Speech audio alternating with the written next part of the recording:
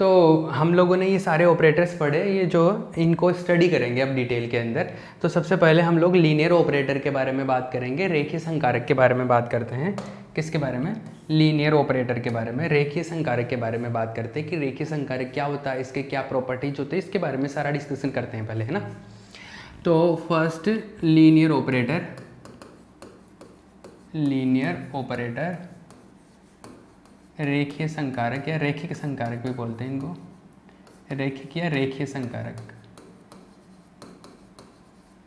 अब देखो जो लीनियर ऑपरेटर है उसको डिस्कस करते हैं। लीनियर ऑपरेटर कौन होगा? लीनियर ऑपरेटर वो ऑपरेटर होगा जो दो प्रॉपर्टी को फॉलो करता है। वो दो प्रॉपर्टी कौन कौन सी है उनके बारे में मैं बात करता हूं। तो सबसे पहले लिख लो यहाँ पे, रेखीय संकारक वे संकारक है जो निम्न दो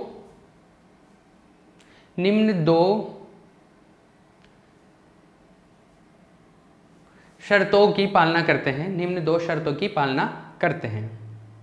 linear operators are those operators which follow the following two conditions. देखो क्या क्या है, दो कंडीशन है। इनकी लैंग्वेज मत रटो कि आपको लैंग्वेज कैसे लिखना है, लैंग्वेज अपने अकॉर्डिंग लिख सकते हो, मैं लिखवा भी दूंगा अभी, बट पहले मैं आपको कुछ बता देता हूं कि किस तरीके से है। दो कंडीशन कौन सी? पहली कंडीशन क्या है?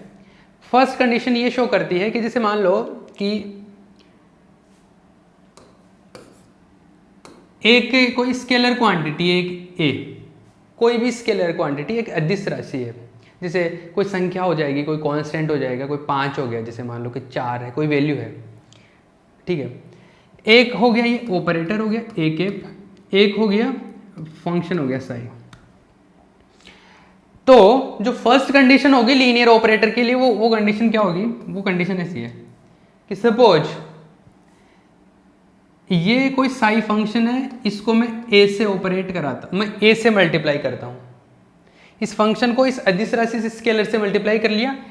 आफ्टर दैट मैं ये ए केप जो है इसके ऊपर ऑपरेट करा रहा हूं, संकारक अब लगाया है इसके ऊपर। एक तो ए से वैल्यू कैलकुलेट करूं और एक वैल्यू मैं ऐसे कैलकुलेट करूं। पहले इस साई के ऊपर मैं ऑपरेट करा देता हूं, ऑपरेट करा दिया, और इसके बाद में मैं इसको एक ए संकारक ए से मल्टीप्लाई कर देता हूं। अगर ये वैल्यू इस वैल्यू के इक्वल आती है तो कैसा होगा? रेखीय संकारक, लीनियर होगा। आई बात समझ में? एक कंडीशन तो ये है लीनियरिटी के लिए, रेखिक संकारक होने के लिए एक कंडीशन तो ये होगी। दूसरी कंडीशन, दोनों को लिखवा दूंगा अभी मैं। तो पहले आप एक काम करो, पहले इसको लिख लो, लिख ले क्या? जैसे मतलब क्या होगा, कैसे लिखोगे कि एक अचर राशि को, अचर मतलब स्केलर है, एक स्केलर अचर कांस्टेंट है, ये अदिश कांस्टेंट है, या कांस्टेंट बोल लो इसको, अचर बोल लो। एक अचर राशि को संकारक से फलन से गुणा कर संक्रिया कराने पर, और पहले संक्रिया कराकर फिर गुणा करने पर अगर वैल्यू इक्वल आती है तो हम उसको क्या बोलते हैं? रैखिक संकारक बोलते हैं। मैं लिखवा देता हूँ Hindi and English both languages में। तो लिखो, पहले हिंदी में लिख लो। यदि एक तरंग फलन को किसी अचर राशि से गुणा कर संकारक से संक्रिया कराने पर प्राप्त मान, संकारक से संक्रिया कराने पर प्राप्त मान उसी तरंग फलन को उसी संकारक से संक्रिया करवाकर उसी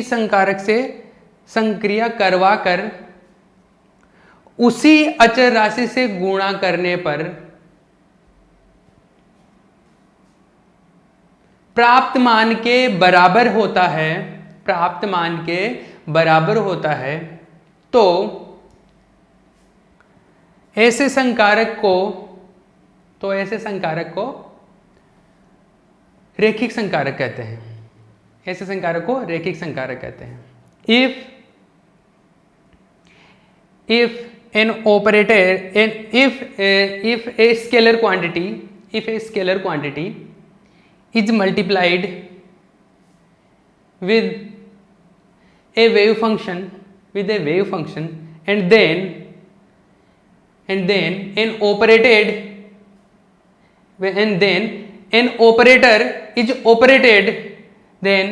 operator is operated on that term, and in another situation if the same operator is operated with the same wave function and then multiplied with the same scalar constant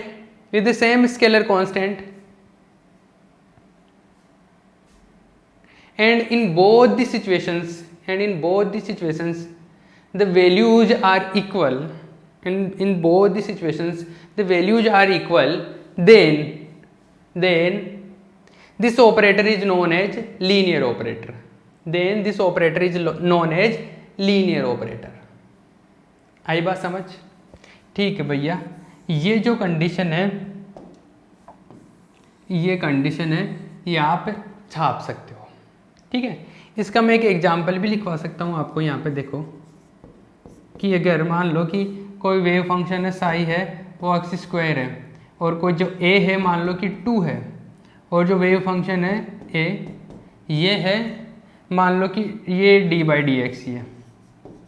ठीक है, अब इसको ऑपरेट कराओ। देखो पहली सिचुएशन तो मैं ये फर्स्ट सिचुएशन में मैं लेफ्ट साइड कैलकुलेट कर लेता हूँ, फिर राइट साइड कैलकुलेट कर लूँगा। तो देखो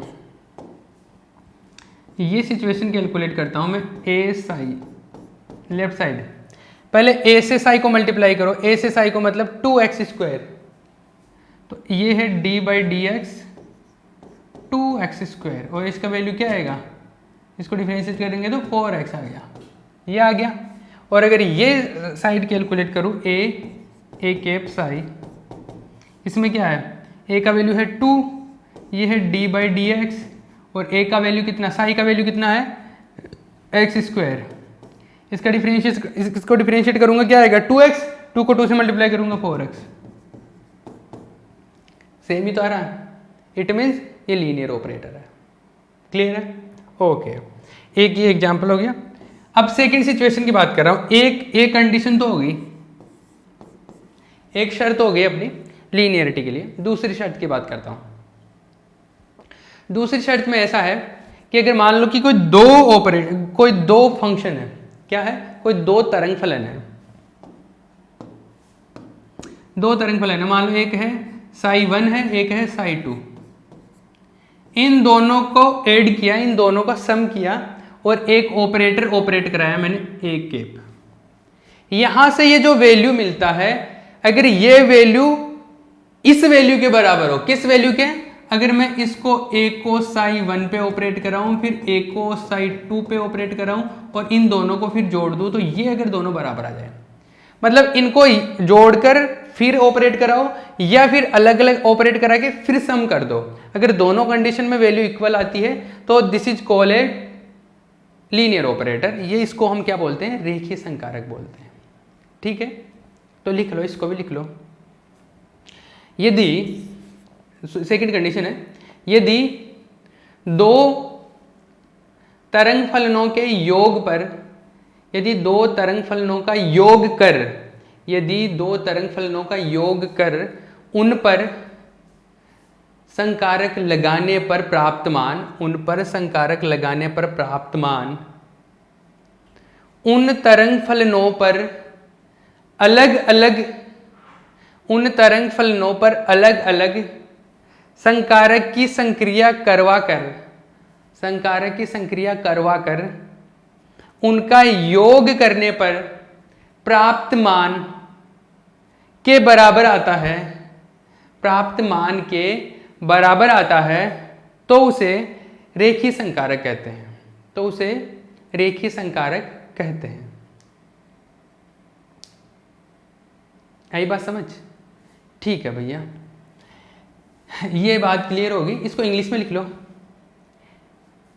if in two different conditions the values are same, if in two different conditions the values are same, then the operator is known as linear operator.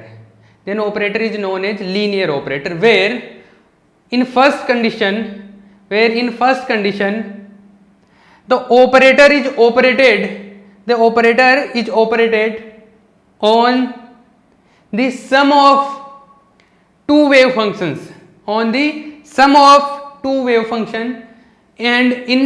second conditions the operator is operated on the wave functions individually, and then we sum both the terms, ठीक है। ये पहले आप इसको सम करके फिर apply कर दो, या अलग अलग अप्लाई करके फिर सम कर दो, एक ही बात है। अगर दोनों से अगर सेम चीज आ रही है तो हम इसको क्या बोलेंगे? लीनियर ऑपरेटर बोल देंगे। क्या बोलेंगे? लीनियर ऑपरेटर बोल देंगे। क्लियर है? इसका भी एग्जाम्पल लिख सकते हो आप लिखने को।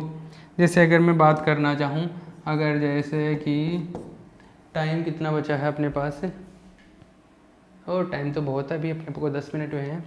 तो देखो जैसे सपोज साई 1 है, एक्स स्क्वायर है, साई 2 जो है वो e⁻x है, ठीक है।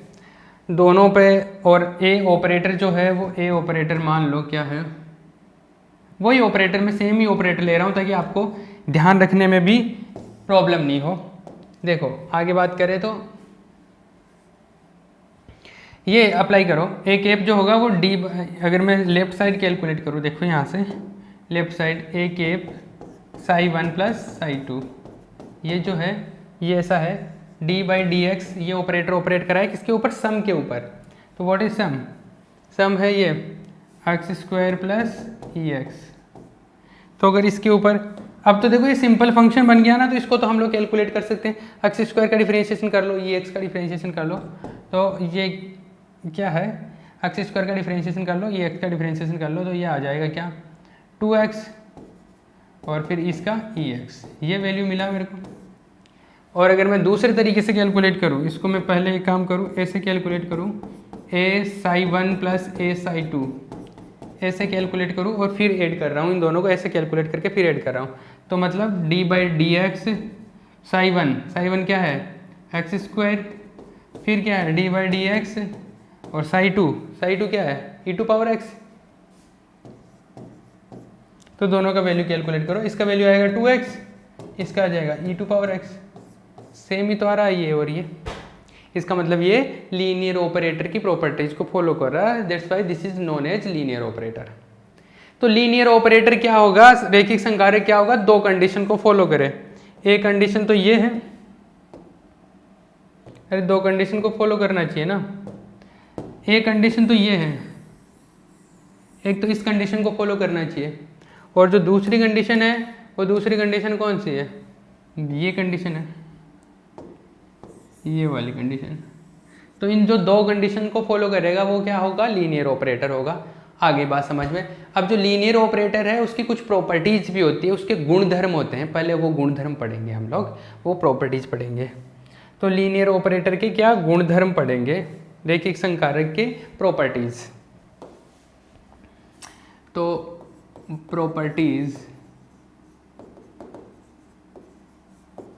Of linear operator.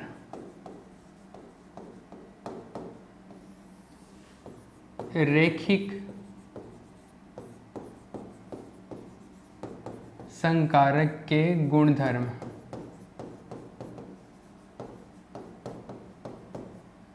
रैखिक संकारक के गुणधर्म। तो देखो इसकी प्रॉपर्टीज़ है, कुछ वो प्रॉपर्टीज़ को डिटेल में बात कर लेते हैं। देखो लीनियर ऑपरेटर जो होते हैं वो कुछ जैसे आपने पढ़ा होगा कि कम्यूटेशन को फॉलो करते हैं, एसोसिएटिव प्रॉपर्टी होती है, एक साहचर्य होता है, क्रम विनिमयता होता है। तो क्रम विनिमयता साहचर्यता के बारे में बात करेंगे। तो पहले तो योग पर बात कर लेते हैं। मैं एडिशन रूल पे बात कर रहा हूँ, इसमें मैं पहला बात कर रहा हूँ एडिशन रूल, योग नियम पे बात कर रहा हूं मैं।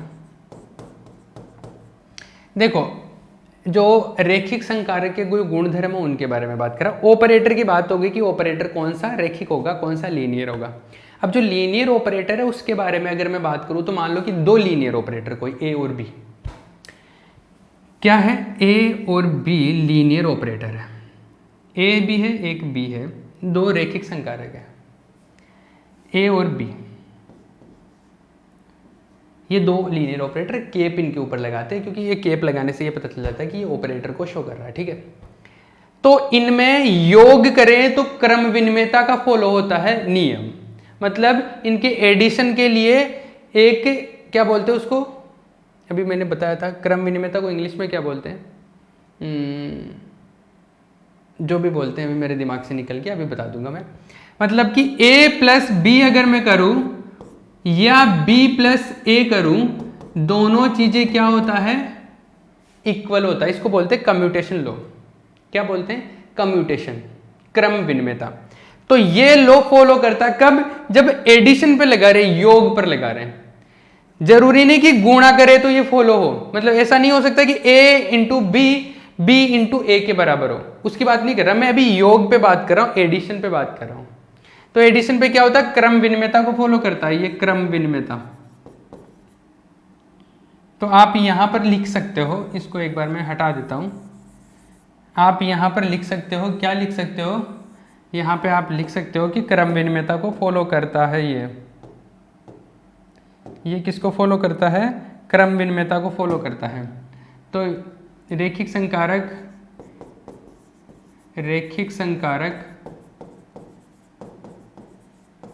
योग पर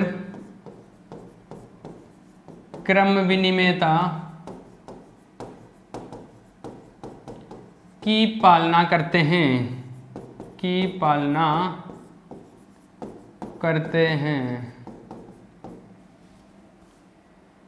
कई बार ऐसा आ जाता है कि इसको प्रूव करो, इसका प्रूफ भी पूछ लिया जाता है। तो इसको इंग्लिश में भी लिख देता हूं, linear operators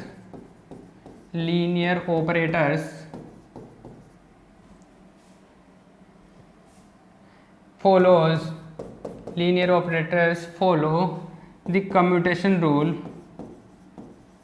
commutative property, commutation rule on addition। ठीक है, योग पर करेंगे। तो इसका मतलब ऐसा हो गया क्या, ये इसका पहला पॉइंट बना के लिख सकते हो योग पर, या आप इसको ए की लिख लो, ये जो मैं इसके बारे में ए की बात करूंगा ये, ठीक है।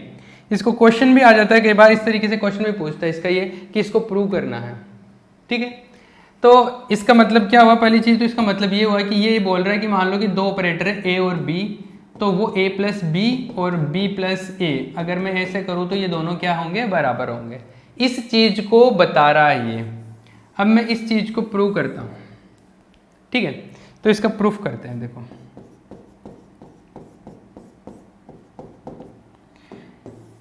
प्रूफ करने के लिए मैं एक जुगाड़ करता हूँ। मैं क्या बोल रहा हूँ कि जैसे मान लो कि एक फंक्शन है, तो जब भी ऑपरेटर्स का प्रूफ करते हैं हम लोग, कोई भी ऑपरेटर ये प्रॉपर्टी फॉलो करेगा, ऑपरेटर ये प्रॉपर्टी फॉलो करेगा, तो हम ऑपरेटर्स को डायरेक्ट इस तरीके से यूज करते हैं नहीं है।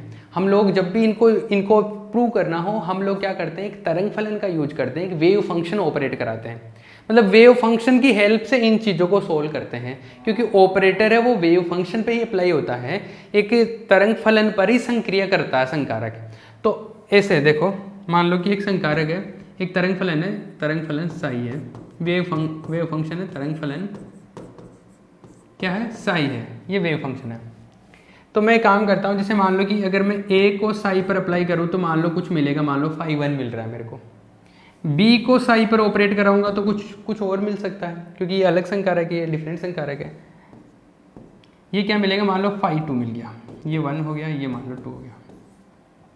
अब मुझे क्या प्रूव करना है, मुझे ये बात प्रूव करनी है ना, ये बात प्रूव करनी है। ए और बी कैसे हैं, लीनियर ऑपरेटर है, ये तो पता है मुझे। तो मुझे क्या पता है, ए व बी क्या है, रेखीय संकारक है, रेखीय संकारक है, लीनियर ऑपरेटर है, are linear operators, are linear operators, A and B are linear operators. तो देखो मैं काम करता हूं, इक्वेशन 1 एंड 2 को ऐड कर देता हूं, योग कर देता हूं। इक्वेशन 1 प्लस इक्वेशन 2 ऐड किया तो क्या आया, A cap psi plus B cap psi, ऐसा आया। राइट हैंड की तरफ देखो, फाई 1 प्लस फाई 2। अब देखो ये तो दो फंक्शन है, कोई भी दो फंक्शन है, जैसे fx1 fx2 इस तरीके से, y1 y2 दो फंक्शन है, तो इनको तो y1 प्लस फाई 2 लिख लो या फाई 2 प्लस फाई 1 रख लो, एक ही बात है। ये तो मैथमेटिकल फंक्शन है, तो इसको मैं फाई 2 प्लस फाई 1 भी लिख सकता हूँ। अरे ऐसे है, मान लो कि ये ऐसे होता है कि कोई y1 है वो एक्स स्क्वायर है, कोई y2 है वो एक्स क्यूब है, तो ये ऐसा है कि y1 प्लस y2 लिख लो या y2 प्लस y1 लिख लो, एक ही बात है ना। तो उस तरीके से है, ये तो कोई रफ वर्क हो गया ये, ठीक है। हम लोग यहाँ पे बात कर रहे हैं, इसके अंदर देखो हमने एक लीनियर ऑपरेटर की प्रॉपर्टी पढ़ी थी, रेखीय संकारक की एक प्रॉपर्टी पढ़ी थी कि इनको अलग अलग मल्टीप्लाई करके फिर योग करो, या आप पहले योग करके, पहले सम करके फिर साई के ऊपर ऑपरेट करा दो। अरे इसको मल्टीप्लाई कर दो तो भी एक ही बात होगी ना, ऐसे कर सकता हूं मैं। अरे ये अलग अलग है ना, एक तरीके से दो अलग अलग ऑपरेटर है, वैसे यहाँ पर ऑपरेटर अलग है, वहाँ पे फंक्शंस क्या थे, अलग थे। तो मैं क्या कर रहा हूँ, मैं साई को बाहर ले लिया, साई का फंक्शन को क्या कर दिया, मैंने बाहर ले लिया। अब देखो इसको,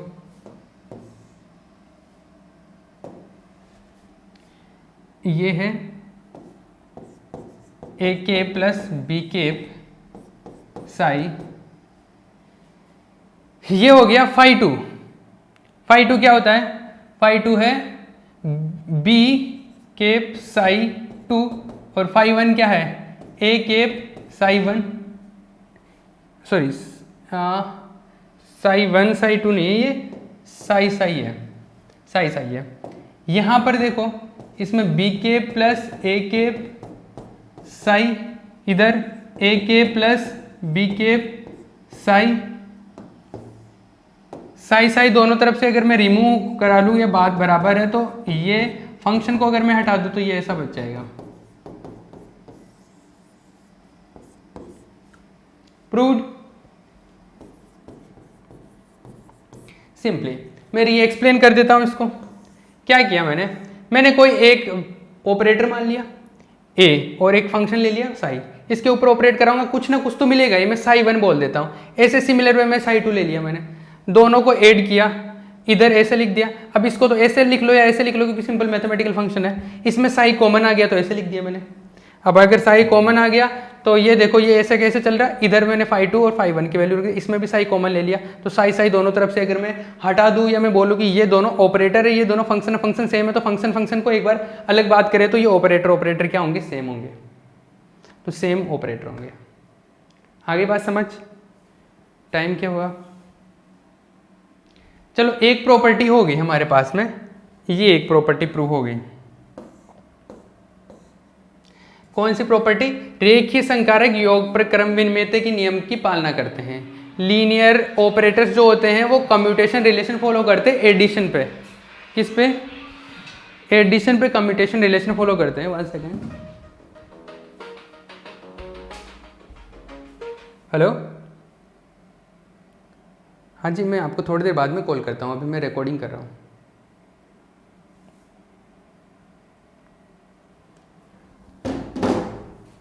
ठीक है, ये बात समझ में आई।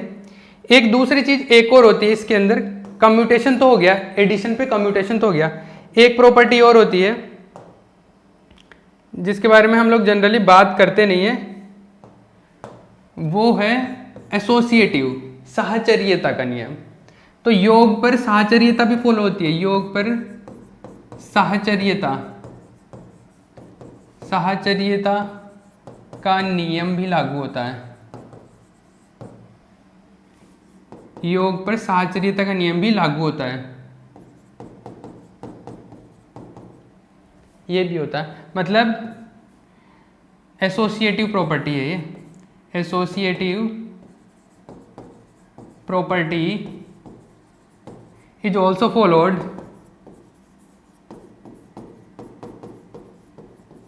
On addition. तो योग पर क्या होता है, साहचर्यता की प्रॉपर्टी भी फॉलो होती है, इसको बोलते हैं एसोसिएटिव प्रॉपर्टी। और साहचर्यता या एसोसिएटिव प्रॉपर्टी का मतलब क्या है, इसका मीनिंग ये होता है, देखो पहले तो 2 में बात कर ली थी, इसी तरीके से हम लोग 3 में भी बात कर सकते हैं कि जैसे ए केप है, बी केप और सी केप, ये एसोसिएटिव होती है कि इन 2 को ऐड कर लो फिर वो इसके साथ में ऐड हो, या मैं ऐसे कर लूँ कि ए को पहले बी के साथ में ऐड कर लूँ और फिर हम लोग सी के साथ में ऐड करें। तो ये भी फॉलो होती है, ये इतनी इंपॉर्टेंट नहीं है, बट जो प्रूफ पूछा जाता है वो इसी का पूछा जाता है।